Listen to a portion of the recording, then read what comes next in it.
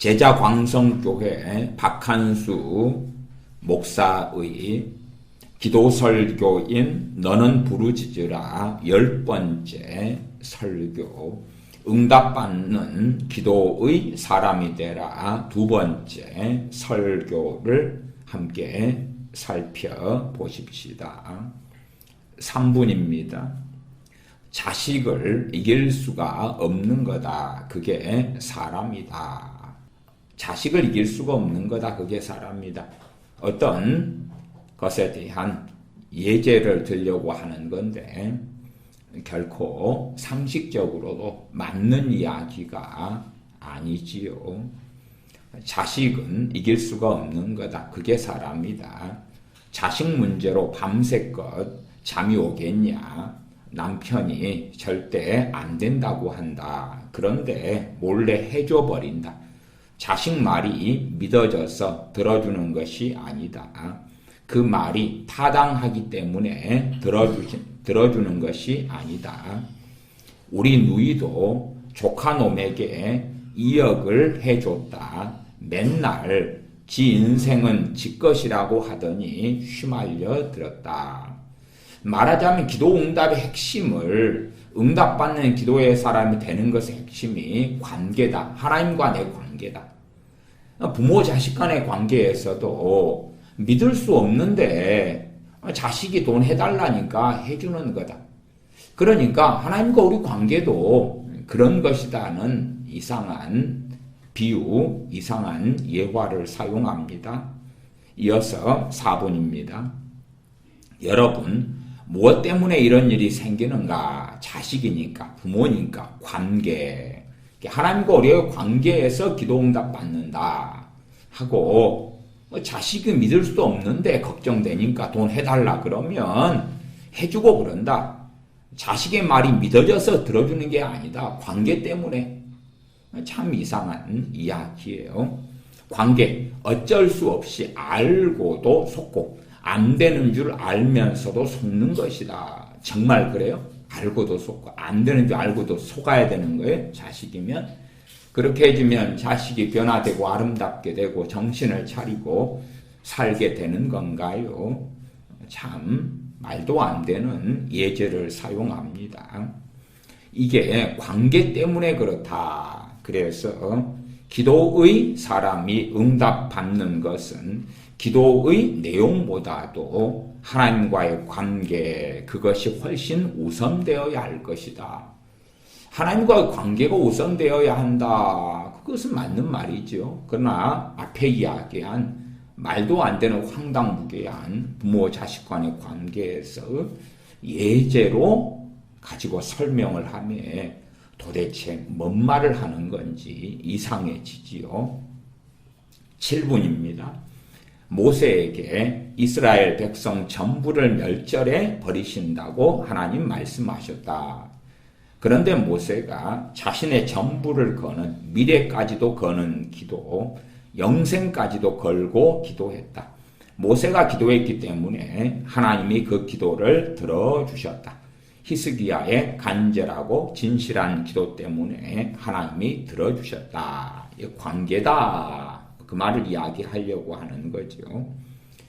그러면 반대로 그렇게 생각해 보십시다.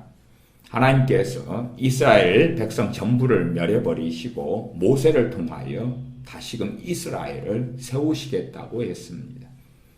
그러면 하나님께서 모세보다 지혜가 없으십니까? 혹은 모세가 이스라엘 백성들을 위하여 기도했고 하나님께서는 모세의 기도를 들어주셨습니다.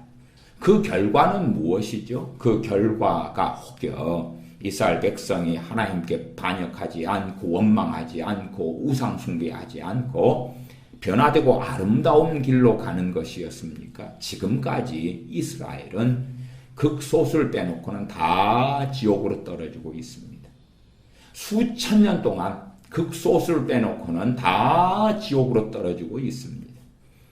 아마 모세를 통하여 하나님께서 말씀하신 대로 이스라엘을 다시 세우셨다면 상황은 아주 달라졌을 수도 있을 것입니다. 그러나 어쨌든 모세를 통하여 이스라엘을 세우는 것이며 모세의 선택과 모세의 의지를 하나님은 존중하셨죠. 존중하셨어. 갈대아 우르에서 아브람을 부르실 때에 아브람은 하나님의 부르심에 순종했지요. 아브람이 불순종했다면 또 하나님께서는 다른 사람을 들어서 부르셨을 거예요. 그렇지 하나님께서 막무가내로 그냥 하기 싫어도 강제로 베드로 사도를 부르시는데 베드로 사도가 안 한다 그랬다고 해서 주님은 강제로 그를 사도로 임명하시고 그러시지는 않는다는 것을 우리는 알지요. 그래서 모세의 기도를 통하여 이스라엘이 멸절돼 버리는 것에 대하여 이야기하면서 모세가 자신의 전부를 거는 미래까지도 거는 기도, 영생까지도 걸고 기도했다. 그래서 하나님께서 그 기도 들어주셨다. 그러나 실제로 그 결과는 결코 해피엔딩한 건 아니었다는 것은 또 아셔야 돼. 또한 소위 우리가 좋아하는 부흥이나 혹은 신사도들이 주장하는 대부흥으로 이야기할 때에 모세 기도 결과로 이스라엘 백성들에게 회심이 있고 회개가 있고 부흥이 있고 그런 일은 없었다 하는 거예요. 그런 일은 없었다. 9분입니다. 이용도 목사님은 이분은 이용도 목사님을 좋아하니까요. 이용도 목사님은 전에도 함께 제가 얼마간 말씀드렸습니다. 1901년에 태어나셔서 1933년 10월에 돌아가셨고 돌아가시기 얼마 전 9월 달에 장로교 총회에서 이단 판결을 받았다. 물론 저는 그 이단 판결에 대해서는 그렇게 합당하게 보지는 않고 요즘에 감리교 등에서 이용도 목사님에 대하여 재해석하는 것에 상당히 동의하는 입장이다. 그렇게 말씀을 드렸어요. 그분이 성령 충만을 받고 또한 능력을 받고 한 5년간 부흥사로 하나님 앞에서 쓰임받았다. 그렇게는 간단하게 말씀을 드리겠습니다. 9분 이용도 목사님은 폐결핵을 앓고 있어서 설교를 못했다. 하루에 대여섯 시간을 설교하다 보니까 목이 나가서 목소리가 안 나와요. 이제 그런 사건에 대한 이야기가 있지요. 그리고 그것을 가지고 이 박한수 목사라는 분은 영권, 영적인 파워, 능력 이걸 이야기하려고 예제를 삼는 것이에요. 이용도 목사님의 설교를 많이 해서 목이 나가서 목소리가 안 나오는데 손수건을 들고서 흔들었대. 그랬더니 성도들이 뒤집어지고 깨졌다. 100번, 1000번의 설교보다 이 절실한 소리 없는 외침이 성도들을 깨뜨리는 것이다. 이러한 예제를 삼았어요. 100번, 1000번의 설교보다 이 절실한 소리 없는 외침이. 그러면 이용도 목사님보다 우리 주님께서 손수건을 흔들면 더 낫지 않겠어요? 왜 주님께서는 100번, 1000번의 설교보다 이용도 목사님이라는 분이 아무리 막 성령 충만하더라도 우리 주님의 발끝도 결코 따라가지 못합니다. 우리 주님께서 예루살렘에서 또한 가버나움에서 고라신 베세다에서 나사렛 동네에서 손수건을 흔들면 되잖아. 이용도 목사님은 목소리가 나오지 않아 설교도 못하고 손수건 흔들었는데 성도들이 뒤집어지고 깨졌는데 그럼 주님한테는 그러니까 이 박한수 목사라는 분의 어떤 예제를 삼는 것이나 성경 해석의 관점이 자꾸 어떻게 가냐 그러면요. 일반화를 시키는 거예요. 일반화를. 성경에 어떤 인물이 있어요. 그러면 그 인물에게 벌어진 특수한 상황인데 그걸 일반화를 시켜요. 어느 해에 이삭에게 하나님께서 100배의 결실을 주셨어요. 그러나 이삭의 인생에 매년 죽을 때까지 벌어졌던 일이 아니에요. 그때 벌어졌던 것을 순종하는 자에게 이렇게 100배의 축복을 준다고 일반화를 시키는 거예요. 일반화를. 마치 한국교회 상당한 교인들이 야베스의 기도를 동일하게 하면 우리도 그렇게 야베스가 받은 응답처럼 받게 될 거는 일반화처럼. 그리고 이런 이용도 목사님의 사례를 가지고 일반화를 시키는 거예요. 물론 이 당시에 벌어졌던 상황에 대해서는 뭐 그랬다더라라는 이야기가 있는 거지 비디오가 찍힌 것도 아니고 그러니까 그 사건에 대한 정확하고 명확한 100% 팩트에 입각한 사실까지는 몰라요. 어쨌든 이용도 목사님 목소리가 안 나와 손수건을 흔들었어. 말을 못하게 됐으니까. 그랬더니 성도들이 뒤집어지고 깨졌대. 이것이 정말 이 이용도 목사님이 가진 영권이고 영역이고 그 뒤에 하는 말은 이렇게 말합니다. 이렇게 하기 위해서는 이용도 목사님처럼 이렇게 하기 위해서는 그 안에 영이 있냐? 그 안에 성령이 있냐? 그것이 핵심이다. 그러니까 손수건을 흔드는데 이용도 목사님 안에 영이 있고 성령님이 있었대. 그러니까 손수건만 흔들어도 100번, 1000번의 설교보다 이 절실한 소리 없는 외침이 성도들을 깨뜨렸대. 주님께서 손수건을 외치면 선민 이스라엘이 하나님의 백성 유대인들이 깨지고 엎어지고 깜프라져야 될 거 아니에요. 아니면 이용도 목사님하고 비교할 수 없이 사도 바울은 얼마나 하나님과의 관계가 좋았고 얼마나 충성되게 전능하신 아버지 하나님 우리 주 예수 그리스도를 성령님의 인도하심 따라서 섬겼는가. 그러면 사도 바울이 100번 1000번의 설교보다 에베소 교회에서 혹은 고린도 교회에서 손수건 한 번 흔들면 되잖아요. 우리는 사도 바울의 손수건 이야기, 앞치마 이야기도 알잖아요. 그런데 왜 사도 바울은 때때로는 밤늦게까지 설교하다가 다락에서 유두고란 청년이 떨어져서 죽어요. 다시 그를 살리고 이어서 계속 설교해요. 왜 그렇죠 도대체? 100번 1000번의 설교보다 이 절실한 소리 없는 외침이 성도들을 깨뜨린다는데 왜 사도 바울은 늦게까지도 계속 말씀을 증거하고 강론해요? 에베소에나 고린도에서나 긴 나날들을 하나님의 말씀을 강론해요.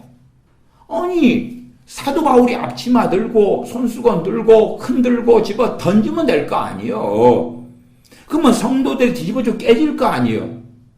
그러니까 어떠한 사건과 일을 가지고 그것을 진리처럼 전하는 대표적인 사람이 박한수 목사라는 사람이 전혀 성경하고 안 맞아. 선지자 세례 요한 같은 경우도 왜 주님을 증거해요? 왜 진리를 증거해? 세례 요한 선지자 같으면 이용도 목사님이란 분보다 100배 1000배 탁월할 거 아니에요. 그럼 그 선지자 세례 요한도 손수건 흔들든지 양말을 흔들든지 뭐 앞치마를 흔들든지 그러면 되잖아. 10분으로 갑니다. 형식적인지 가짜인지 시간만 때우고 있는지 안다 이 말이. 우리 영은 안다. 우리 영 그러니까 박한수 목사하고 설교 듣는 제자 광성교 교인들이나 혹은 인터넷상에 듣는 교인들까지 포함하겠죠. 영이 안 돼. 그 전에도 영혼육 이야기하면서 영은 안다는 막 이야기를 하는데 사람은요 영혼육으로 되어 있지만 혹은 영혼과 육체로 되어 있지만 사람은 전인적인 존재. 그냥 그 사람에게서 네 영, 네 혼, 네 육 이렇게 나누는 게 아니다 그 말이에요.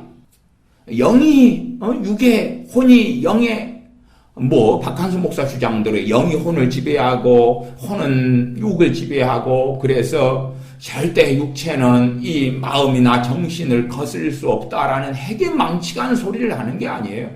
말이 안 되는 거죠. 때로는 배고플 때 되면 그 배고픈 육신이 마음을 지배하고 생각을 지배하고 때로는 배고프지만 마음과 생각이 또한 배고픈 육신을 컨트롤하고 북한 같은 경우는 요즘에도 자식이 죽으면요 정말 비참하게 사는 사람들은 자식 시체를 뜯어먹는 이야기가 지금도 계속 들리고 있어요. 너무나 경제적으로 식량 난 때문에 비참한 상황들인데 지금 북한 상황이 많이 숨기고 있죠. 지난번 탈북자 방송에 보니까 그런 이야기 합디다. 자식 하나 죽었는데 그 자식을 이제 죽은 다음에 몰래 아버지가 뜯어먹더래. 그걸 다른 자식들이 본 거야. 그래가지고 그 자식 중에 하나가 아버지를 때려 죽였다 그럽디다. 하여튼 별 이야기가 다 있지. 그럼 배고픔이라는 그 고통이 뭘 지배해요? 생각과 마음을 지배하지. 다 달라, 그냥 달라. 사도 바울은 굶주림 속에, 배고픔 속에, 추위 속에 있었지만 그 육체의 고통이 사도 바울의 믿음을 지배하지는 못했어요. 각자가 걷는 길이 틀리지 무슨 영이 혼을 지배하고 그리고 혼이 육체를 지배하는 헛소리를 하는 거예요. 어쨌든 이 양반이 희한한 소리를 해요. 교인들의 눈동자만 봐도 눈빛만 봐도 다 알아버린다고 주장했잖아. 어떤 사람이 형식적인지 가짜인지 시간만 때우고 있는지 안다 이 말이에요. 우리 영은 안다. 이 사람이 진짜 전도하는지 시켜서 하고 있는 것인지. 언제는 또 자발적 순종이나 억지 순종도 다 복받는다면 좋다며. 진짜 전도하는 것. 아니 진짜 전도하는 게 뭐냐고 하면 전도 복음의 내용이 바르면 진짜 전도요. 시켜서 하고 있는 시켜서 하더라도 복음의 내용이 바르면 전도요. 아니면 정말 자기는 자원함으로 해도 요즘 스타일의 노방전도지를 가지고 하면 그건 가짜요. 기복주의요. 사입이요. 이 사람이 진짜 하나님을 사랑해서 이 일을 하고 있는 것인지 사람에게 보이려고 일을 하고 있는 것이 안다 이 말이요. 그러나 제자 광성교회 교인들이나 혹은 인터넷 설교 듣는 사람들 모를걸? 그렇다면 안다고 주장하는 사람은 누가 안다고 스스로 말하는 것이냐면 박한수 목사 본인이겠지. 그러나 어쨌든 내가 그렇게 말하진 않고 우리 영은 안다 그렇게 퉁치고 가는 거예요. 이 신학도가 참 종이 되기 위해서 이 길을 걸어가고 있는 것인지 큰 교회를 하려고 신학을 하고 있는 것이 안다 이 말이요. 고린도전서 12장에 영들 분별하며 은사가 있어요. 지체들 속에서 누구나가 다 받는 은사가 아니요. 영들 분별하며 은사는 정말 특수해요. 지혜의 말씀 은사, 지식의 말씀 은사, 병 고치는 은사, 애언 은사, 방언의 은사 등등의 은사가 있어요. 그러니까 그러한 성령의 은사를 통하여 누구나 받아가지고 누구나 동일한 은사를 받아가지고 다 이렇게 분별하고 알아버린다? 말이 안 되지. 지체됨이 틀리단 말이에요. 근데 누구나 우리는 알아버려 이런 걸 어떻게 알아? 어떻게 알아? 그냥 알아버리면 영들 분별하면 은사 같은 게 필요가 없다는 이야기잖아. 알아버린 다음에 진짜인지 가짜인지 어쩐지 저쩐지 이상한 소리를 해요. 11분. 감사하는 사람의 기도를 하나님이 들어주신다. 감사는 믿음을 전제하기 때문이다. 감사하다는 것은 믿으니까 감사하는 거야. 바리새인과 세리의 기도에서 바리새인은 감사했잖아요. 이 세리와 같지 않음을 감사합니다. 믿음을 전제하는 거예요. 정말 많은 이들의 감사 기도가 있어요. 그 감사 기도가 정말 믿으니까 하는 거예요? 말이 안 되는 소리예요. 믿으니까 하는 사람. 정말 감사해서 하는 사람도 있고 주일낮에 대표기도 하는 많은 분들이 유감스럽게도 형식에 따라서 하는 경우도 너무 많아요. 보통은 대표기도 할 때 맨 처음에 경배와 찬송, 감사기도, 또한 우리가 필요한 걸 구하는 기도 등등등 몇 개의 주제를 가지고 대표기도문을 작성해요. 감사하는 사람의 기도를 하나님이 들어주신다. 말이 안 돼. 말이 안 돼. 그럴 수도 있고 안 그럴 수도 있는 거예요. 감사는 믿음을 전제하기 때문이다. 감사는 믿음을 전제하는 게 아니에요. 감사와 믿음은 다른 거예요. 그러나 어떤 사람의 감사는 믿음과 관련되어 있어요. 감사하다는 것은 믿으니까 감사하는 거야.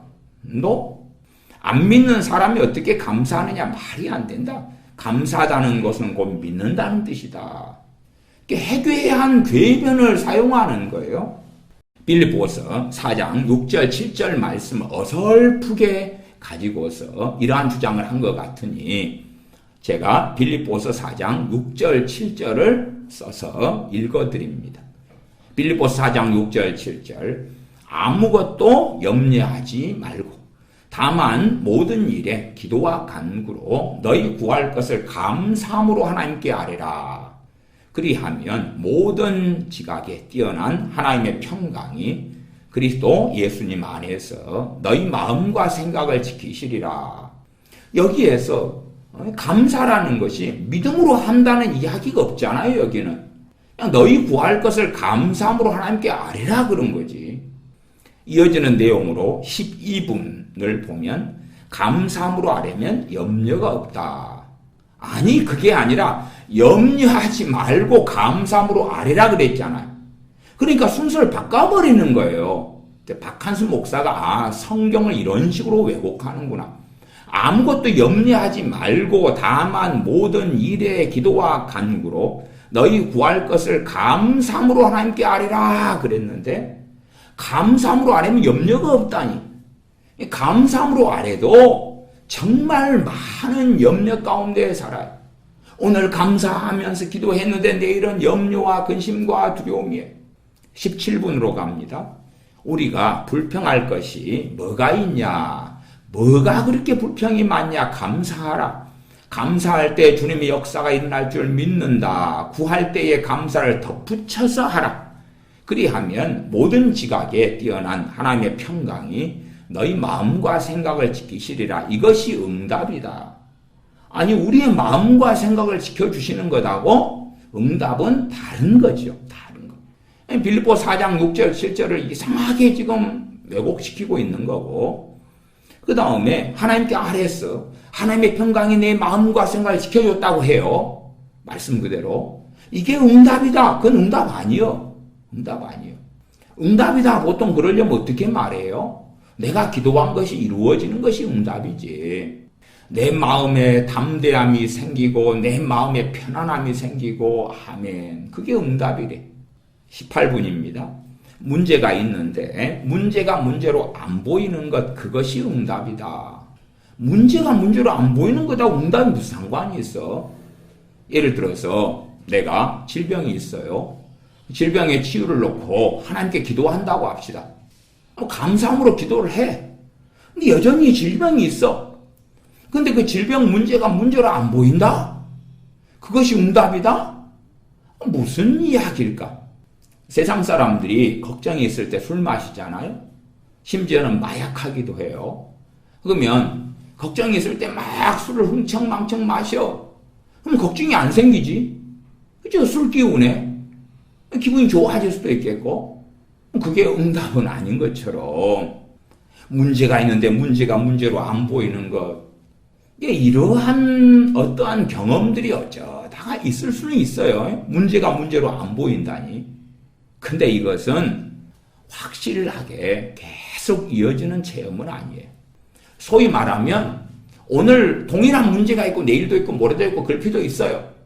근데 오늘은 덜 걱정될 수 있어. 그러나 그것이 문제가 문제로 안 보이는 어떤 일이 내 마음에 있었을 때 내일도 그렇고 모레도 그렇고 글피도 그렇고 그 문제가 해결될 때까지 그렇게 되느냐 하면 전혀 그런 건 아니에요. 심지어는 오전에는 걱정이 안 되다가 오후는 될 수 있고 저녁은 또 안 되다가 다음 날은 될 수도 있는 거예요. 이런 것들이 결정론이 아니다 그 말이에요. 현재 내가 어떤 문제를 가지고 하나님께 아뢰고 기도하는데 그것이 염려가 안 돼. 하나님의 평강이 내 마음을 지켜주셔. 그러나 그것하고 응답하고는 달라요. 그런 가운데 시간이 흘러가면서 응답이 올 수도 있고, 혹은 그 시간도 짧게 혹은 길게 더 길게 걸릴 수도 있고, 아니면 하나님의 평강은 임했는데 내가 구한 것에 응답은 안 주시고 그리고 다른 것으로 이끌어 가시고 인도하실 수도 있는 거예요. 저 사람이 골치 아픈데 그 사람은 여전하지만 내가 품을 수 있는 수준까지 가는 것, 이것이 응답이다. 그러니까 응답에 대한 이상한 이야기, 이상한 썰을 푸는 거예요. 그러놓고 이제 뭐 자식의 골치 아픈 자식, 삐뚤어진 자식을 놓고 기도하면 자식이 99% 돌아온다. 삐뚤어진 게 고쳐진다. 그러면서 해교한 소리는 먼저 응답이 나한테 와가지고 내가 바뀌면서 내가 그 삐뚤어진 자식을 용납해주고 품에 안아주고 그런 과정을 거쳐서 자식이 변화된다는 거예요. 그러니까 저 사람이 골치 아픈데 자식이든 남편이든 아내든 부모 형제든 동료든 회사 직장 상사든 간에 골치 아픈데 그 사람은 여전하지만 내가 품을 수 있는 수준까지 가는 것, 가령 그럽시다. 내가 회사의 신입사원이요. 근데 회사 이사 한 명이 권력자지요, 회사에서는. 근데 골치 아파. 정말 나를 힘들게 해. 그러면 내가 그 이사라는 회사에서 그렇게 높은 직급을 가진 사람을 내 신입사원인 내가 어떻게 품어줄까? 내가 막 끌어안아주고 따뜻거려줄까? 내 부하 직원도 아닌데? 아니면 그 사람을 품었다는 것이 기도할 때 그 사람을 나를 괴롭히지만 그에게 복을 주십시오. 그를 구원받게 해주십시오. 그렇게 하는 게 품는 거예요? 그러니까 형이상학적인 이야기를 하는 거예요. 자, 자식이 게임 중독에 빠져서 학교도 안 가. 밤 새워서 게임해. 어쩌다가 학교 가는 날은 해롱해롱하지. 밤 새웠거든. 그러면 그 게임 중독에 빠진 아이를 나는 어떻게 품어주죠? 어떻게 용납하고 품어주어서 결론적으로 그 자식이 변화되죠? 더 다양한 게임을 해봐라. 그리고 게임기를 더 사줘요? 아니면 야, 너 컴퓨터 사양이 좀 떨어져가지고 그래픽 카드가 떨어지니까 게임이 잘 안 되지. 최고급 그래픽 사양의 최고급 컴퓨터를 장만해 줄게. 야, 인터넷 속도가 느려서 좀 게임 힘들지. 그러면은 정말 광랜 정말 빠른 그 비싼 인터넷으로 집에 깔아줄게. 야, 너 게임하고 밤새워서 하는데 힘들지? 그러면 새벽 2시, 3시에 엄마가 간식에다 바치고 컵라면 끓여다 바치고 그럴게. 밤새 게임한 다음에 해롱해롱 삭제하기 싫지? 학교 안 가도 돼. 아니 무슨 용납을 해줄까? 애가 청소년 애가 오토바이를 몰고 다니면서 사고를 쳐요. 남을 들이받고 또한 자빠지고 별 사고를 쳐. 폭주족하고 올려다니고. 그럼 걔를 어떻게 용납해주고 끌어 안아줄까? 집에도 안 들어오는데 집에 있는 돈 도둑질해가고 돌아가고 사고 마치고 어느 날 경찰서에 연락했는데 폭주족끼리 어울려서 폭행하다가 감옥에 지금 들어갔대. 형사 입건됐대. 피해자에게 돈 물어주래.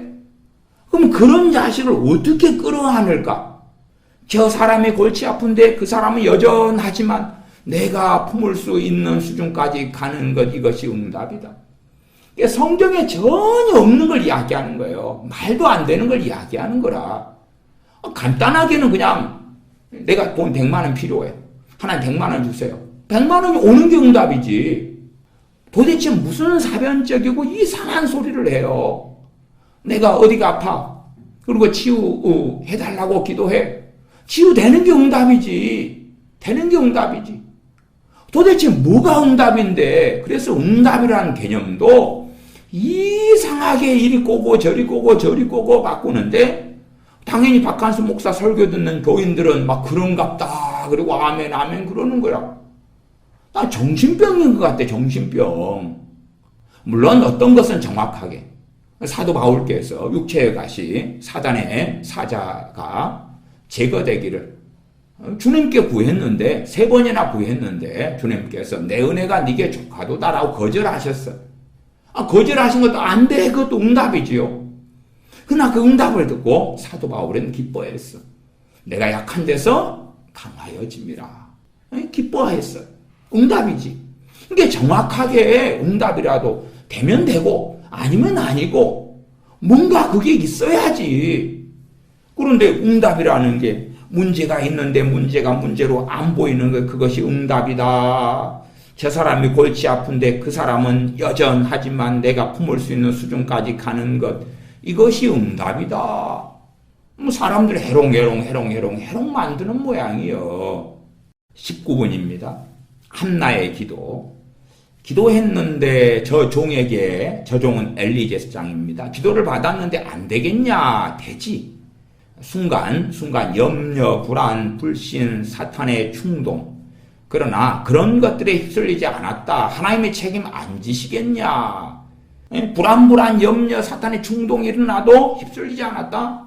저 종 엘리제스장이 기도 받았는데 되지. 하나님의 책임 안 지시겠냐? 22분으로 가보십시다.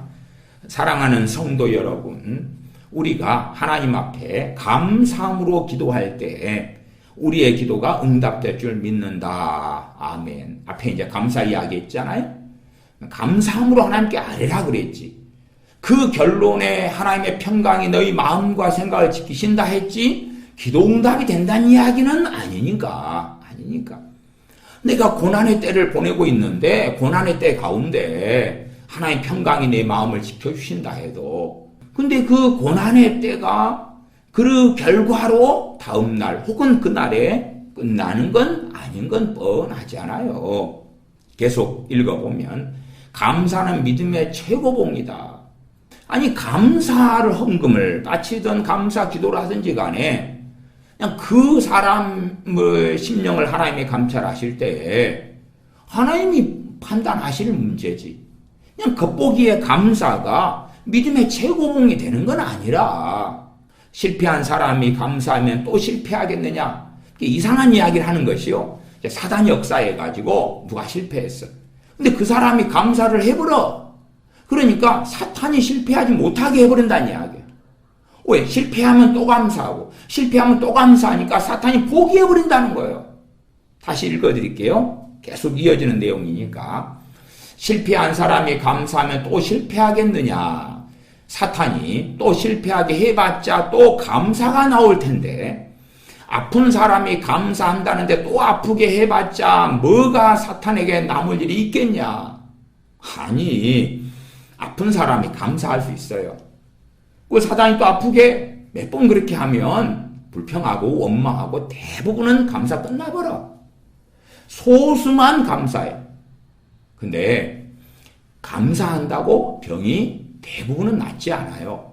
내가 아파. 감사한다고 병이 낫는 사람, 그 감사를 통하여 낫는 경우가 극단적 예외로 존재하기는 해요. 그러나 일반적으로는 안 그래요. 감사하기 때문에 사단의 역사가 물러갈 수 있는데 그러나 질병이라는 게 사단이 직접적인 원인 돼가지고 사단 마귀만 물러가면 질병이 치유되고 정상적인 질병은 그렇지 않잖아요. 내가 소경인데 사단 마귀만 물러가면 소경이 눈을 뜨는 거예요? 주님께서 사단 마귀만 물리치니까 모든 사람의 마귀 역사한 질병이 다 고쳐진 거예요? 나아가서 죄로 인한 질병에 대해서도 여러 사례가 성경에 나와 있기도 했지요. 이 양반은 이상하게 이걸 획일화를 시켜버려요. 그러니까 실패한 사람이 감사하면 또 실패하겠느냐? 사단이 그렇게 역사 안 한다는 거예요. 감사를 해버리는데. 그러니까 감사에 대한 이상한 이야기 또한 사단의 역사에 대한 희한한 이야기를 해요. 사람들이 환상을 심어주죠. 실패도 단지 사단의 역사로 실패하는 거예요. 자기가 커피숍을 하는데 그 동네에 커피숍이 많아. 훨씬 인테리어 좋고 면적도 크고 뷰도 좋고 근데 자기가 커피숍 하는 장소는 싸고 평수도 적고 인테리어도 안 좋고 커피 맛도 안 좋고 디저트 맛도 안 좋고 꿈터기고 실패했어. 그럼 감사하면 다시 실패하지 않게 되는 거예요? 그게 사단의 역사예요? 실패하는 게 어떻게 사단의 역사예요? 마귀 역사일 수도 있지. 여러 원인 중에 하나. 그러나 장사를 해보고 사업을 해보는 사람은 내 사업이 내 장사가 혹은 가정생활도 그것이 마귀가 원인이야. 마귀도 억울해. 실패한 사람이 감사하면 또 실패하겠느냐. 사탄이 또 실패하게 해봤자 또 감사가 나올 텐데 그러니까 실패한 사람이 감사를 하게 되면 사탄은 더 이상 그 사람한테 실패하게 안 한다 그 말이에요. 무슨 개방기 소리여 이게. 무슨 개방기 소리여. 커피숍 실패해가지고 감사를 막 드려. 그 다음에 또 커피숍 하면 위치도 안 좋고 인테리어 안 좋고 맛도 안 좋아도 이제 성공하겠네. 사탄 더 이상 안 건드는 거야. 도대체 이게 무슨 영적 전쟁에 대한 이야기고 기도고 기도 응답이고 무슨 멍멍이 소리인가. 그 다음에 아픈 사람이 감사한다는데 또 아프게 해봤자 뭐가 사탄에게 남을 것이 있겠냐. 아니 아픈 것은 그냥 건강관리 못해서 식단관리 못해서 면역력 떨어져서 나이가 들어서 아니면 다쳐서 별의별 이유가 있지. 그러면 도대체 사탄이 역사해가지고 아프게 한 사람은 누군데? 사탄이 역사해서 아프게 했다 그래도 감사를 해버리면 사단이 무서워서 떠나버려? 안 그래. 감사도 사단과 싸우는 대적하는 중요한 무기가 돼요. 그러나 그것도 정말 사단이 직접적으로 막 역사하는 경우에 자기가 믿음이 약할 때, 믿음이 강하면 믿음을 굳게 하여 저를 대적하라 그랬고, 믿음이 약하면 감사하고 또 감사하고 또 감사하고 또 감사하고 100번이든 1000번이든 10,000번이든 일주일이든 한 달이든 두 달이든 그 긴 여정을 가지고 감사하면서 마음을 지키고 다시 내 믿음을 북돋고 그렇게 하는 그러한 마귀와 싸우는 무기 중에 하나가 감사가 되긴 해요. 그러나 이 박한수 목사 주장하는 감사는요, 일확천금. 그러한 과정, 그러한 메커니즘을 전혀 이해하지 못하는 무슨 어떤 환상 속에 있는 그러한 이야기를 하는 거예요. 전혀 현실, 신앙의 현실이나 삶의 현실이 알지 못하는. 우리는 신앙을 가지고 삶의 현실 속에 살아가는 거예요. 이상향 속에, 몽상 속에 사는 몽상가들이 아니에요. 또한 내 가정과 직장과 삶과 생업 속에서 진리의 말씀이 어떻게 역사하고 성령께서 어떻게 역사하고 말씀이 어떻게 이루어지는가를 경험하고 체험하고 누리고 알아야 될 사람들이에요. 이런 말도 안 되는 몽상 속에서 이야기하는 게 아니에요. 아픈 사람이 감사한다는데 또 아프게 해봤자 뭐가 사탄에게 남을 것이 있겠냐. 아픈 사람이 이제 감사를 해버리면 사탄이 더 아프게 안 해. 이제 또 아프게 해봐 내가 감사해버릴게. 아버지 하나님 감사합니다. 이렇게 뿅 사라져버리고 질병도 다 가지고 가버려. 야, 그러면 치유사역 또 할 필요 없겠다. 그렇지 않아요? 치유사역 할 필요 없어. 그러면 이제 어떤 사람이, 병든 사람이 있어. 너 왜 당신은 그걸 계속 안 고쳐져? 당신이 하나님께 감사 한번 해버렸다면 마귀가 그 병 가지고 떠났을 텐데 제대로 감사 안 하는 인간이구만. 그러면 병든 사람을 만나서 주님께서 뭘 말씀하시는 거예요? 중국에 만나가지고 야, 감사해. 주님께서 치유사역 하실 필요가 없어. 감사해. 미문에 앉은 안진뱅이에게 베드로와 요한 사도가 만나서 베드로 사도가 내게 은과 금은 없거니와 내게 있는 것은 내게 주노니 곧 나사렛 예수님의 이름으로 일어나 걸으라. 그럴 필요가 없지. 미문에 앉은 안진뱅이에게 야야 이 사람아, 감사만 했으면 진작 당신 건강케 되고 멀쩡하게 되어서 행복하게 살 텐데 왜 감사를 안 했어? 감사만 하면 원수 마귀가 천리 만리로 그 당신 안진뱅이 질병 가지고 도망갔을 텐데 어이구 찌찌찌찌 오늘부터 감사 시작하소. 그러면 저녁 되면 멀쩡해질 거요. 저 나만 장군이 문득병 걸려서 엘리사 선지자에게 오니까 요단강에 가서 7번 몸을 담그라 그러는 게 아니고 감사해. 감사하면 다 좋아지는 거야. 그런 것입니까? 성경을 좀 기억하면 이 기괴한 소리를 안 받아들일 텐데. 성경에 감사하라고 무수히 나왔죠. 범사에 감사하라, 여호와께 감사하라, 시편에 얼마나 많이 나왔고, 또한 앞에 빌립보서 4장 6절 7절에서도 아무것도 염려하지 말고 다만 모든 일에 기도와 간구로 너희 구할 것을 하나님 감사함으로 아뢰라. 그걸 좀 가져와가지고, 문제는 감사는 하나의 명령이니까 그것을 가지고 성경에 있는 그 감사를 가지고 기괴하게 만들어버리는 거야. 기괴하게. 사람들은 감사해야지. 그 다음에 감사가 이제 세상의 만사를 해결하는 만능기처럼 그렇게 만들어 이야기해요. 기도설교 이어갈 때도 기도의 만능키, 기도의 마스터키, 만능키를 가져라. 그게 이때. 그렇게 하면 이 문제, 저 문제, 이 마스터키, 만능키로 다 열어버리는 거야. 그러므로 감사는 믿음의 최고의 가치다. 아멘. 그 앞에 이야기를 맞다는 전제 속에서 그러므로 감사는 믿음의 최고의 가치다. 감사하는 건 귀하고 좋은 일이니까 맞다고 치자. 그러는 거겠죠. 얼마나 믿어버리기에 감사를 하냐 이 말이요. 이게 최소한 이제 감사하는 사람은 뭐가 있는 사람이 되는 거예요? 믿음이 있는 사람이 되는 거예요. 믿음이 없이는 감사를 못한다며. 아니요. 참 순진한 사람이로세. 어떤 사람한테 만나서 아이고 이렇게 찾아오셔서 감사합니다. 속으로는 참 꼴보기 싫은 인간, 내가 오라 하지도 않았는데 뭐 주워 먹을 게 있다고 이 자리에 왔어? 정말 저 사람이 온 게 감사해서 그러는 거일 수도 있지만 전혀 뱃속은 다를 수 있는 게 사람이지. 나 겉보기에 하나님 이 시간에 블라블라블라 감사드리옵나이다. 믿음의 최고의 표현이고 정말 믿기 때문에 하는 감사인가? 상식이 있으면 아이고 이상한 소리 하네. 줄 줄로 믿고 주셔도 감사, 안 주셔도 감사하다. 참 궤변이에요. 줄 줄로 믿고 주셔도 감사, 안 주셔도 감사. 그러면 주실 수밖에 없다. 줄 줄로 믿고 주셔도 감사, 안 주셔도 감사. 그러면 주실 수밖에 없다. 정신승리지. 정신승리. 주셔도 감사해요, 안 주셔도 감사해요, 무조건 감사해요. 그러면 결론이 받게 된다는 거예요. 왜? 감사는 그런 능력이 있으니까. 사도 바울이 육체의 가시 사단의 사자를 제거해 주시기를 구할 때에 사도 바울이 잘못한 게 있는 거야. 왜? 그렇게 해주셔도 감사, 안 해주셔도 감사, 그러면 제거해 주셨을 텐데 사도 바울이 그걸 잘못했네. 한순 목사가 사도 바울보다 더 말씀을 잘 알고 더 신령한 세계를 잘 알고 더 하나님의 뜻을 잘 아는 것 같네. 그래서 감사만 해버리면 주실 수밖에 없는데, 그러니까 이제 교인들이 이때부터 이 설교 듣고 난 다음에 뭘 시작하겠어요? 감사를 시작하겠지. 감사를. 왜?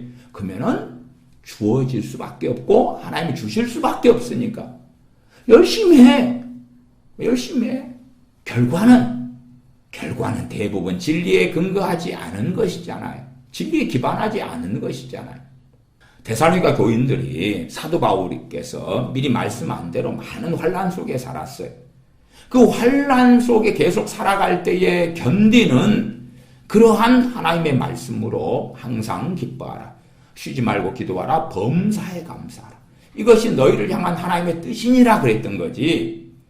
데살로니가 교인들이 항상 기뻐하니까 환난이 끝나버리고, 범사에 감사하니까 환난이 끝나버리고, 쉬지 말고 기도하니까 환난이 끝나버리는 비결을 이야기한 게 아니에요.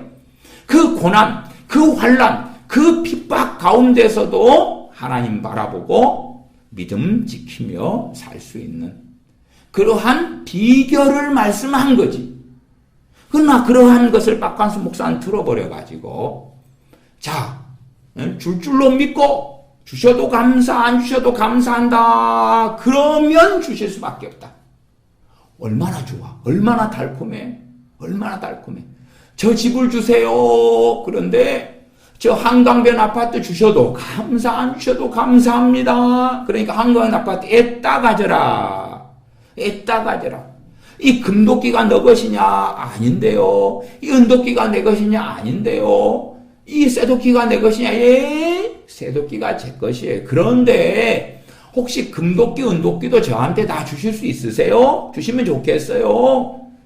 근데 주셔도 감사, 안 주셔도 감사. 그러니까 옛다 금도끼, 은도끼, 쇠도끼 다 가져라. 와우, 와우. 무슨 동화책입니까? 감사함으로 응답받는 믿음의 사람이 되자. 아름다운 문장이요. 그치요? 감사함으로 응답받는 믿음의 사람이 되자.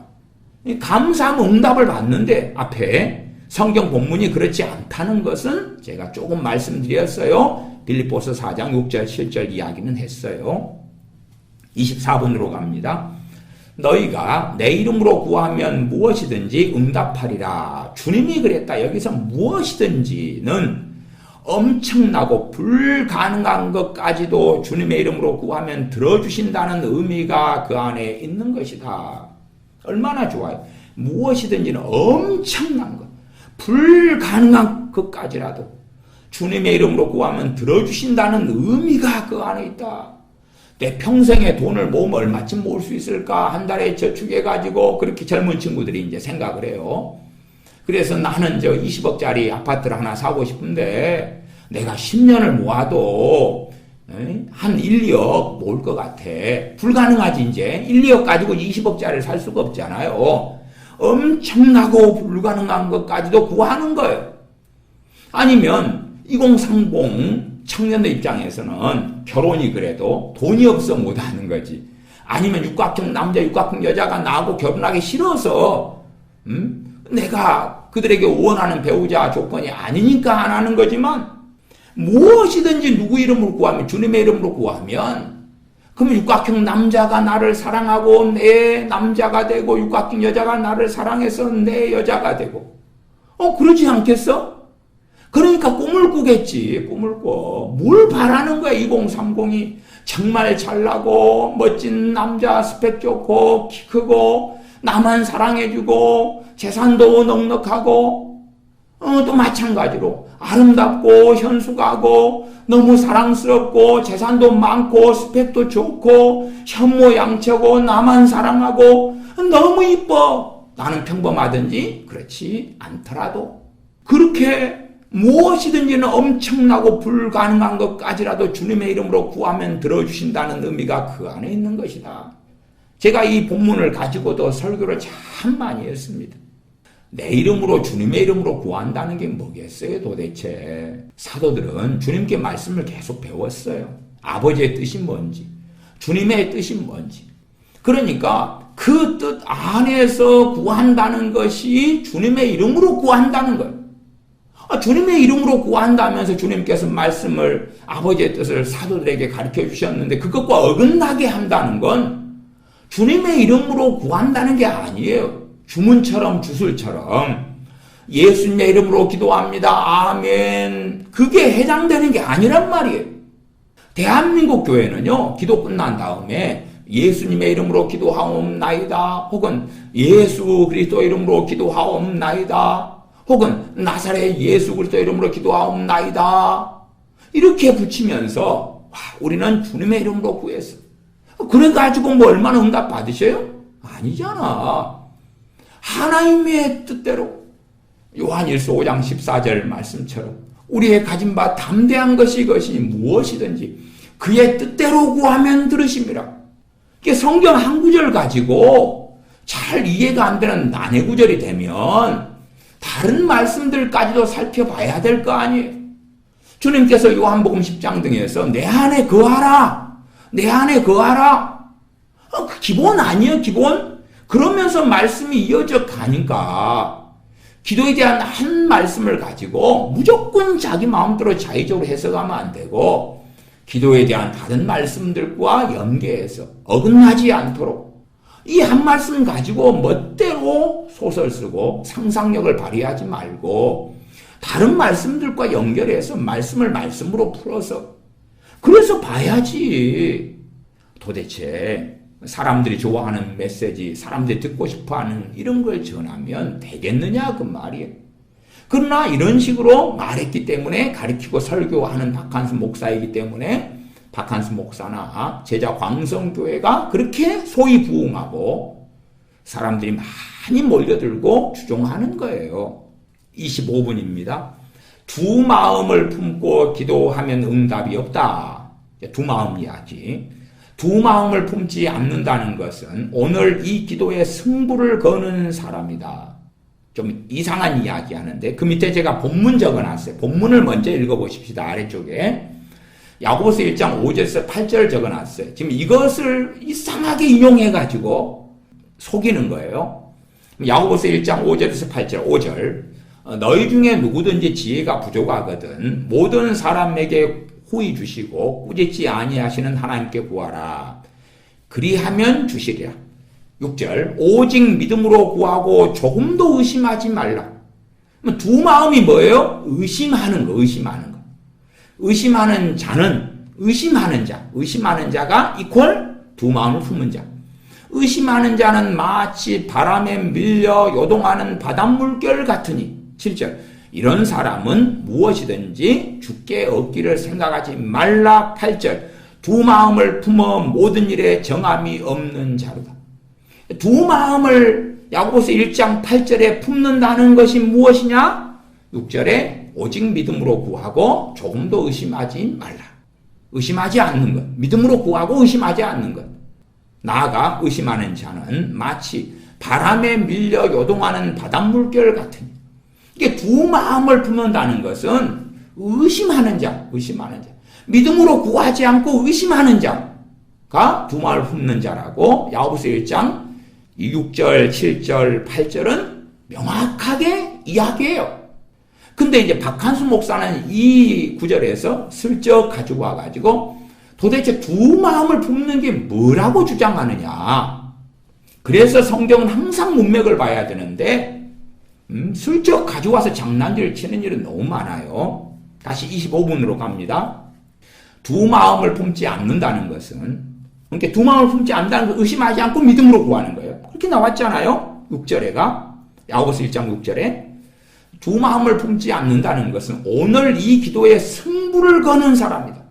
오늘 이 기도에 목숨을 걸어버리는 거예요. 그냥 그날 밤에 어떻게 오늘 이 기도에 승부를 거는 사람이다.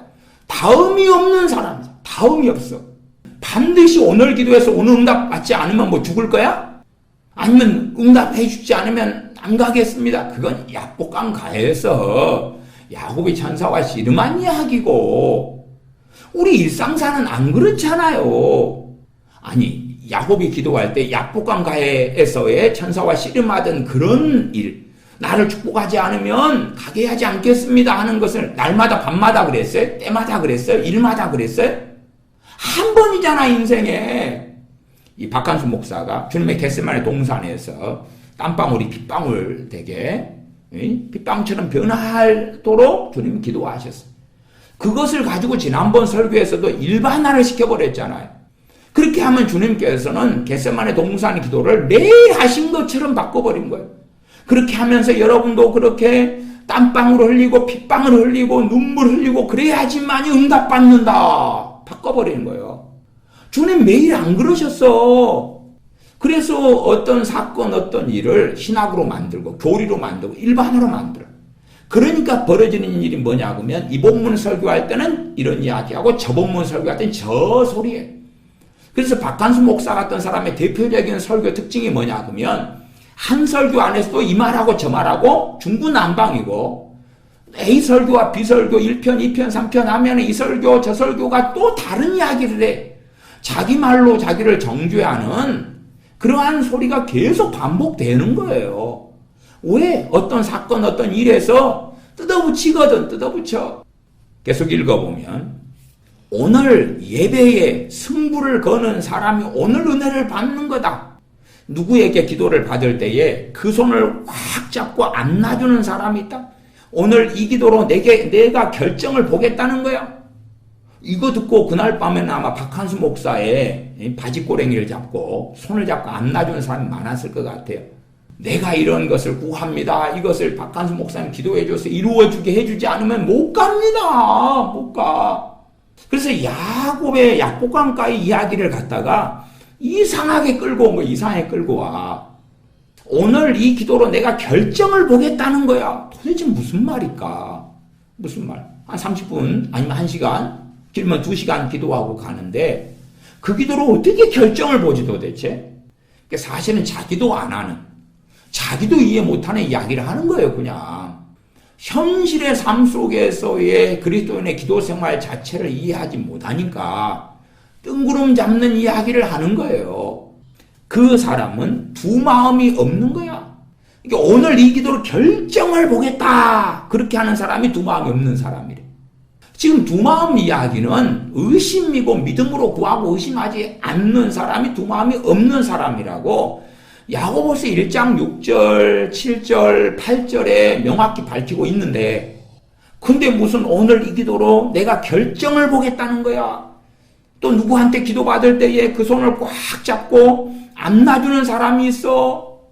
그런 사람이 두 마음이 없는 거야. 오늘 철야에 왔는데 두 마음이 있는 사람이 있다. 오늘 안 되면 다음 주에 오지. 철야에서 뭘 기도할 거 아니에요? 오늘 안 되면 다음 주에 와서 또 기도하면 되지. 그게 두 마음이래. 오늘 끝장을 봐야 된대. 그리고 이제 방언의 은사 예제로 삼아요. 방언을 구한다고 하자. 하나님, 나 오늘 방언 안 주시면 안 일어나요. 진짜로? 그렇게 말해서 방언 못 받아서 이제 안 일어날 거야? 내일 직장에 안 가고 내일 학생이면 학교에 안 가고 가정에 안 돌아가? 거짓말이 되겠지. 아, 그러면 오늘 하나님 나 방언 안 주시면 안 일어나요. 그러면 이제 방언 꼭 받게 되나? 아니면 본도전서 14장에 특별히 애언을 하려고 하라. 그러면 사실은 방언, 애언 이야기하면서 애언이 더 낫다고 이야기해요. 방언과 애언 사이에서는. 그러면 나 오늘 하나님 애언 은사 안 주시면 안 일어나요. 그러면은 응답받아? 박한수 목사는 응답받는다고 했어요. 그 다음에 그래요. 그렇게 한 마음을 가지고 오늘 끝장을 봐버릴까요? 그게 한 마음이 돼. 그게 의심 이야기 안 하고 그것이 두 마음이 아니고 한 마음이 돼. 그렇게 한 마음을 가지고 구하는 사람이 응답을 받는다. 와, 좋다. 그날 밤에 다 되겠다. 삐뚤어진 자식을 놓고 기도하면 삐뚤어진 자식 99%가 돌아온다 그랬어요. 언제 응답 받으면 돼? 이 밤에 응답 안 해주시 아니면 삐뚤어진 자식이 오늘 이 밤에 돌아오도록 응답해 주지 않으시면 안 일어날랍니다. 그렇게 해보셔. 어쨌든 박한수 목사를 성경에 없는 걸 무수히 가리키고 성경을 어그러지게 그렇게 설교하고 가리키니까 이 사람은 교주와 같은 사람이고 사이비의 앞잡이와 같은 사람이요. 그 사람을 추종하고 다른 사람들은 그 시키는 대로 하면 되지.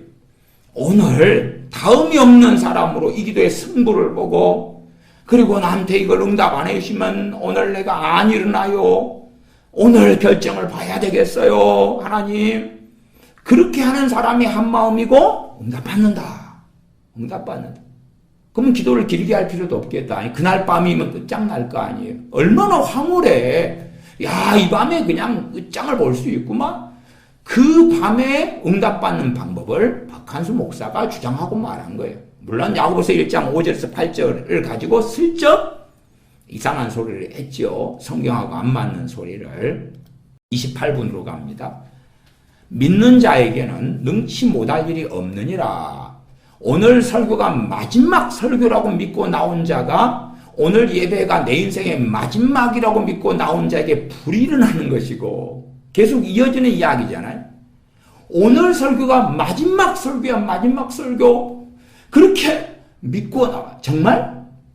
아니 그러면은 그날 설교 듣고 혹은 그날이나 다음 날에 누가 죽어? 죽는 사람은 있을 수 있지. 근데 예를 들어 어느 교회가 1000명이 금요 철야 예배에 나왔다. 혹은 1000명이 주일 예배에 나왔다. 그 사람들 가운데 정말 1000명 중에 하나가 마지막 설교가 되는 사람이 있을까? 오늘 설교가 마지막 설교라고 믿고 나와야 된대. 그건 믿음 아니거든? 망상이지, 망상. 오늘 예배가 내 인생의 마지막이라고 믿고 나온 자, 그 자에게 불이 임하고 성령이 일어나고 그러면서 이제 좀 관계가 없지만 뭐 의사 이야기를 하네요. 어떤 의사가 5,000건의 수술을 했대. 근데 이제 그다음 5,001번째 동일한 수술을 어떤 환자가 받게 됐어요. 그 의사가 지금이 마지막 환자다. 이 환자가 내가 평생 5,000건 수술했지만은 그러나 지금 수술한 의사가 내 인생의 마지막 환자다. 마지막 수술이야. 그러니까 최선을 다해서 임한다 그 말. 지금이 마지막 환자라는 각오를 가지고 수술에 임하는 의사가 있다면 그 의사가 진짜가 아니겠는가 이 말이요. 그렇게 안 하면 다 가짜예요. 박한수 목사대로 한다면 대부분의 의사는 다 가짜 의사예요. 아니 무슨 이상한 예제를 삼고 있다니까요. 이 예배가 마지막 예배요. 내가 박한수 목사님에게 듣는 이 설교가 내 인생의 마지막 설교요. 수술하는 의사는 내가 지금 하는 수술이 내 인생의 마지막 수술이요. 마지막이요? 건강 멀쩡한데? 하늘에서 그 수술 끝나면 벼락 떨어져 죽어야 되는 믿음을 가지고 있는 거예요? 그러니까 이런 망상을 하는 걸 박한수 목사는 전부를 거는 거라고. 전부를 거는 거. 그러면서 또 이상한 이야기를 이어가는데 이 의사 이야기죠. 그렇게 내가 지금 수술하는 이 환자가 마지막 수술이고 이 마지막 환자다. 이 각오를 가지고 수술하는 의사가 진짜 의사다. 이 말이요. 환자에게 느껴지고 옆 사람에게 느껴진다. 그 환자가 이제 그걸 느낀대. 와, 이 의사가 정말 나를 마지막 환자고 마지막 수술이라는 그런 각오로 임하구나 느껴진대. 그 다음에 그 옆에 옆 사람이면 이제 옆에 보호자나 또 옆에 간호사나 뭐 느껴진대 그게. 그러면서 그럼 진짜가 되라. 그게 뭔 진짜예요? 그게 뭔 진짜예요? 의사가 그게 아니고 평안한 가운데 바른 술기를 가지고 바른 진단을 가지고 또한 의사가 수술할 때 혼자 하는 게 아니에요. 팀워크를 잘 이루어서 마취과 의사는 마취과 의사대로 내과는 내과, 외과는 외과, 때로 협진해야 될 때 또 간호사분들의 도움 그렇게 해야 되지. 무슨 정신병을 가지고 마지막 환자고 마지막 수술이야. 그리고 수술은 혼자 하는 게 아니에요. 혼자 하는 게 아니에요. 29분으로 갑니다. 우리 교회는 다른 교회보다 덜 하다고 본다. 이제 그런 진짜 믿음을 가진 사람, 모든 걸 전부를 걸어버리는 사람들이 많은데 한국의 다른 교회들은 별로 없다 그 말이에요. 그러니까 우리 교회가 다른 교회보다 어쨌든 영적인 상태, 신앙의 상태가 좋다 그 말이에요. 다른 교회들 상태가 너무 안 좋은데 그런 면에서 우리 교회는 다른 교회보다 덜 하다고 본다. 다른 교회와 똑같은 줄 모르겠지만 수준이 제자 광성교회하고 다른 교회하고 하는 짓이 똑같은 줄 모르겠지만 내 스스로 그렇게 믿고 싶다. 우리 교회가 말하자면 더 낫다고. 그러면서 붙인 말이 믿음대로 된다고 했으니까. 아멘. 거기에 믿음을 갖다 쓸 수 있는 거예요? 없는 거예요? 없는 거예요. 그러니까 박한순 목사가 믿음이 뭔지를 모르는 사람이라는 것을 계속 기도 설교들마다 스스로 입증하고 있는 거예요. 어떻게 여기에 믿음도 된다고 했습니까? 내 교인들의 상태가 다른 교회 교인들의 상태하고 뭐 같다고 해도 내가 안 같아. 더 나아, 더 성령 충만해, 더 주님 사랑해, 더 깨어있어, 더 헌신적이야. 그렇게 자기가 믿으면 믿음대로 된대. 그건 정신병이요. 객관이 없는 거예요. 객관이 없어. 어디에 그걸 믿음에 갖다 써. 그러면 이제 남의 자식하고 내 자식이 있는데 남의 자식은 전교 1등이야. 내 자식은 꼴등이야. 그런데 내가 믿어. 내 자식이 저 전교 1등보다 공부를 더 잘할 거야. 잘하고 있어. 지금 잘하고 있는다고 나는 믿어. 사실이 어떻든지 간에 왜 믿음대로 된다고 했으니까. 아니면 내 아들은 평범하고 내 아들 친구는 너무 잘생겼는데 그럼에도 나는 내 아들이 더 확실히 잘생겼다고 믿는다. 왜? 믿음대로 된다고 했으니까. 아멘. 정신병이요. 믿음대로 안 돼 그건. 원판불변이요. 도대체 무슨 생각을 해. 교인들 전체 상태, 저쪽 교인들 전체 상태가 다 엉망진창으로 가정해요. 라우디가 교인들이 있어 엉망진창이요. 근데 내가 그렇게 안 해. 그렇게 안 할 거야. 믿음대로 된다고 했다. 그러면 그게 진리면 누가 하시면 돼요? 우리 주님이. 라우디가 교회에 회개하라고. 그렇지 않으면 토하에 내쳐버리겠다고. 그렇게 하시기보다 믿음도 된다고 누가 증거하신 거예요? 주님이 증거하셨어요. 주님이. 그러면 주님께서 라우디가 교회는 깨어있다고 믿는다. 성령 충만하다고 믿는다. 믿음대로 되니까. 4대 교회에 신호진 몇 사람만 있는 게 사실이지만 나머지는 살았다는 이름을 가졌으나 다 죽은 자들이지만 그러나 다 살아있다고 믿는다. 다 살아있다고 믿는다. 믿음대로 된다고 했으니까 아니지 주님이. 내가 믿음대로 된다고 내가 했어. 그러니까 되겠지. 정신병이에요. 정신병. 이 정신병적인 믿음을 계속하여 증거하는 거예요. 그러니까 이런 설교를 듣는 사람들은 아이고 그렇게 믿음인갑다. 정신병적인 환각을 가지는 게 믿음인 거예요. 도대체 무슨 소리를 하는지를 교인들이 알아먹지를 않아. 왜? 자기 귀에 달콤하게 들리니까. 33분. 일제시대에 부흥의 인도를 앞둔 목사님에게 전보가 왔다. 자식이 죽었다고.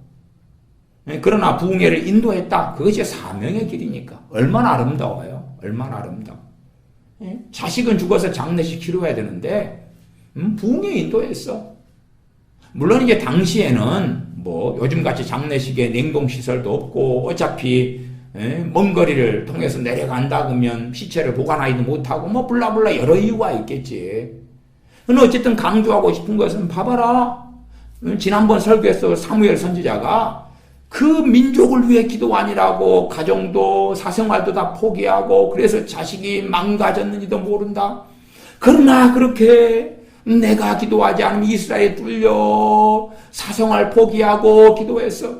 그런 것처럼 사생활 포기하고 기도 용사가 되어 하나님께 나아가 그리고 설교하잖아요. 그런 예제를 또 계속 드는 거예요. 38분으로 갑니다. 차별금지법, 음란에 가는 세상, 엉망이 되어가는 교육계. 우리가 야복강의 기도를 하면 하나님이 대역전 드라마를 일으키신다. 아멘. 야복강에서 천사와 씨름하려는데 천사께서 안 오신다니까. 말하자면 이제 야곱 때 차별금지법 터졌어. 그러니까 천사가 또 와. 그래서 야복강에서 한번 씨름하고 음란에 가는 세상 문제가 있어. 그때는 요단강가에 산다고 합시다. 또 그럼 요단강가에 오니까 요단강가에서 또 씨름 한번 하고 또 어느 때는 그리시네가에 있는데 엉망이 돼가는 교육계. 천사가 와. 또 씨름 한번 하고 환도뼈는 계속 작살이 나겠다 그냥. 그렇게 해서 야복강의 기도를 하면 하나님의 대역전 드라마를 일으키신다. 아멘. 천사와 씨름한 거잖아. 그 결과에 대해서 하나님께서 하나님과 싸워 이겼다. 이스라엘이다. 그러셨죠. 거기에서 천사한테 기도한 것도 아니고 씨름한 거예요. 씨름했으니까 환도뼈를 친 거 아니에요. 나를 놔달라고. 나를 놔달라고. 그러지. 하나님께 막 주여 하고 기도하고 있는데 기도 그만해. 아이 더 할게요. 그랬더니 환도뼈를 쳐가지고 기도를 못하게 한 건 아니잖아. 천사와 씨름한 거지. 어쨌든 간에 그걸 이제 기도로 바꿔. 뭐 그런 적용쯤이야 가능은 할 수 있는데 근데 이 약복강의 기도를 하면 우리가 하면 음란에 가는 세상을 하나님이 대역전 드라마를 일으키신대. 음란에 가는 세상이 이제 어떻게 아름답게 변하는 거예요. 그러니까 신사도들이 주장하는 대부흥하고 결과적으로는 박한수 목사가 말하는 것이 맥을 같이 하는 거예요. 맥을 같이 해. 엉망이 되는 교육계에서 우리가 야복강의 기도를 하면 하나님이 대역전 드라마를 일으키신대. 이어서 한마음을 가진 사람, 퇴로가 없이 전부를 거는 사람. 아멘. 앞에 전부를 거는 이야기 자꾸 하고 있으니까 전부를 거라 책도 썼고 전부를 거는 사람. 우리 교회에 와서 적당히 교회에 다녀보다가 안 맞으면 이게 딴 교회에 가는 그런 마음 품지 마라. 이것이 마지막 교회야. 마지막 교회에서 전부를 걸어야 돼. 그렇게 적당히 와서 다녀보다가 아이고 안 맞으면 다른 교회가 그런 사람은 은혜를 못 받아. 은혜를 못 받는 거야. 내가 여기가 마지막이다. 제자 광성교회가 여기가 마지막이다. 아멘. 교회를 옮겨 다니지 그러니까 성령을 못 받는 거야. 아멘. 그러면은 다른 교회 다니다가 대부분 제자 광성교회 교인들은 수평이동한 사람들이에요. 그러면 그 사람들 성령 못 받아. 그렇잖아. 이미 박한수 목사 이야기했잖아. 교회를 옮겨 다니지 옮겨왔잖아. 지금은 대부분의 교인들의 수평이동이에요. 교회를 옮겨 다니지 그러니까 성령을 못 받는 거요. 너희들 못 받아야 돼. 너희들 스스로 정죄했잖아. 거기에서 순수하게 불신자를 전도해가지고 제자 광성교회 개척 때부터 안 믿는 불신자를 전도해서 믿게 된 사람은 얼마나 있는데 몇 프로인데 100에 1명은 되나?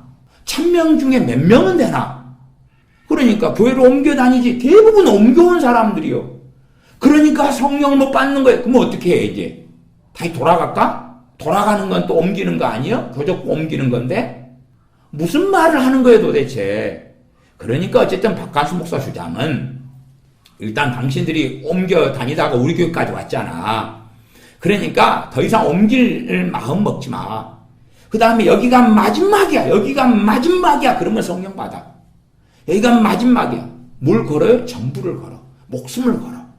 그러면서 이게 마지막 예배야. 마지막 설교야. 마지막 기도야. 그렇게 하고 은혜 안 주면 나는 꿈쩍도 안 할 거예요. 죽어버릴 거예요. 뭐 그런 마인드로 하라고 말이에요. 그런 마음을 가지고는 불이 안 일어나고 역사가 안 일어난다 이 말이야. 예배를 할 때도 기도를 할 때도 봉사를 할 때도 나의 전부를 걸고 해. 아멘. 전부를 걸고 하래. 근데 예배를 할 때 어떻게 전부를 걸지? 예배할 때 내 집도 걸고 예배하나? 내 자식도 걸고 자기가 얼마나 중요해. 내 남편 아내 얼마나 중요해. 내 회사 직장도 얼마나 중요해. 내 적금도 있고 내 주식 투자한 것도 있고 뭘 걸어? 뭘 전부를 어떻게 걸어? 그러면 기도를 하면서 밖에 있는데 자가용 타고 왔는데 자가용도 걸어? 하나님께 뭘 걸고 딜을 할 거야? 하나님 자가용도 걸게요. 내 집 전세 자금도 걸게요. 내 자식, 남편, 아내도 다 걸게요. 내 적금도 다 걸게요. 그리고 기도합니다. 노름하는 거예요? 봉사를 할 때 나의 전부를 걸고 해. 아니, 식당에서 설거지 봉사해. 뭘 전부를 걸어? 그러니까 전부를 걸어라는 박한수 목사의 책이 얼마나 기괴하다는 걸 이해하셔야 돼. 이런 걸 가지고 책을 쓴 거거든. 예배를 할 때도 전부를 걸고, 기도를 할 때도 전부를 걸고, 봉사를 할 때도 전부를 걸고, 그런 사람에게 불이 임하고 역사가 일어나. 그렇게 안 했으니까 불도 안 일어나고 역사도 안 일어나고 성령도 못 받아. 이제 너희들이 교회 옮겨 다니면서 우리 교회까지 왔잖아. 제자 광성교회까지. 이거가 마지막 교회야. 어디 갈 생각하지 말고 전부를 걸어. 전부를. 그럼 불을 받고 역사가 일어나고 성령을 받고 그러는 거야. 그냥 나름 어디까지는 괜찮냐 그러면 전심으로 하나님을 구하고 찾으면 그런 건 되지. 43분으로 갑니다. 남들이 받는 응답을 왜 나는 못 받아? 하나님은 공평하신 하나님이신데 하나님은 능치 못할 일이 없는데 하늘을 끌어내리는 밤이 되기를 바랍니다. 아멘. 얼마나 좋아. 무슨 하늘을 끌어내릴까? 어디 하늘? 셋째 하늘을 끌어내려버릴까? 그러니까 황홀한 이야기를 하는 거예요. 마치 부흥사들하고 비슷한 스토리예요. 하늘을 끌어내리는 밤이 되길 바랍니다. 아멘. 하늘에 계신 아버지를 내 앞에 내려놓는 끌어오는 아버지가 되도록. 하늘에 계신 아버지를 내 앞에 내려놓는 아버지가 기도를 통해서 하늘에 계신 아버지를 내 앞에 끌고 와버린대. 그런 아버지로 만든대. 이 밤에 불을 받는 우리가, 응답받는 우리, 역사가 일어난 우리, 약복강의 기도를 드리는 우리가 되길 예수님의 이름으로 축원합니다. 아멘. 그리고 이제 C채널에서 올라간 설교가 끝납니다. 얼마나 귀한 이야기를 많이 하는지 그 다음 설교들도 계속 이어갈 때 되면 까도 새로운 게 튀어나옵니다. 귀한 것들이 그냥 끝나지 않고 끊임없이 새로운 기괴한 것들이 튀어나와요. 이러한 미혹, 이러한 속임수, 이러한 가스라이팅, 이러한 비진리에 넘어가 산다면 그런 사람들의 신앙과 믿음은 무너지는 거예요. 기도하겠습니다.